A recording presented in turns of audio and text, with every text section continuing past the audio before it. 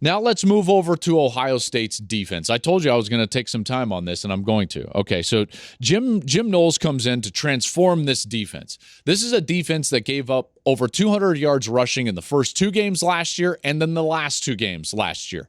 In between that, they felt like they had fixed it a little bit. Did you know that going into this matchup last year, Ohio State had given up only, about 74 yards per game rushing in the previous 9 games? Think about that for a moment, because then Michigan just hammered them inside. And it was a lot of the same players that we're going to see in this matchup. I went back and looked at my boards and I was like, how different is the lineup from last year to this year for Ohio State's defense? And I can tell you this, it's virtually identical save for basically 2 players. There's only 2 players that I feel like are really contributors and that didn't really play a part in last year's game. And by the way, they're 2 very important pieces. Defensive tackle Michael Hall Jr. and one of those 3 safeties, the transfer Tanner McAllister, who was at Oklahoma State last year. Other than that, it's the same guys out there, right? It was Tommy Eichenberg and Steele Chambers and Cody Simon out there. They were struggling with health and depth at the linebacker spot. By the way, guess what? They're still struggling with depth at the linebacker spot to this moment.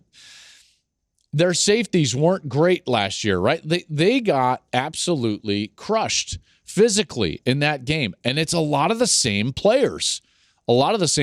So this is going to be personal for the Ohio State defense, in particular for their front 7. I'm looking at these guys like Teron Vincent, Jerron Cage, Ty Hamilton. These guys that are going to get snaps and maybe significant snaps. Tyleek Williams. Even the youngsters, Jack Sawyer and JT Tuimoloau, Zach Harrison. These guys are going to have to play really well because this is absolutely the best offensive front that they have faced, and this is the biggest test that they're going to have faced. Tommy Eichenberg has been playing with basically 2 broken hands. I don't know how he was left off of the Butkus finalist list. That is such an oversight. And again, these awards, they can frustrate me greatly. And this one is one of those. Tommy Eichenberg should absolutely be a Butkus finalist. He's not. He's got over 100 tackles so far, 105 tackles, 2.5 sacks, 12 tackles for loss. He's got an interception. He scored a touchdown on the season. He's the heartbeat of the team. He's their leading tackler. He's been doing it with basically 2 broken hands. And it's a defense that has improved drastically from a year ago. So definitely should be up for those awards. What's one of the things on this Ohio State defense that I have been interested in seeing, and that is how good are the corners? And yet, there haven't been a lot of teams that have threatened or really challenged the corners on the outside. That's been surprising to me. Penn State did it a little bit. I thought that they should have done it more.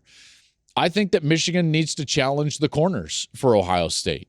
You've got to throw some of those deep shots.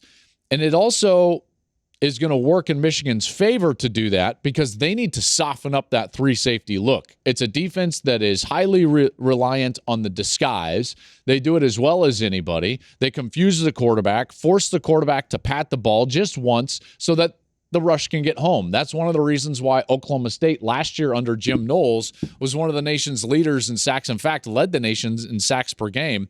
And that's one of the reasons why they're so much better this year. They confused the opposing quarterback. So J.J. McCarthy is going to have to be dialed in to what he's seeing and understand that picture is going to change from what he sees pre-snap to what he sees post-snap.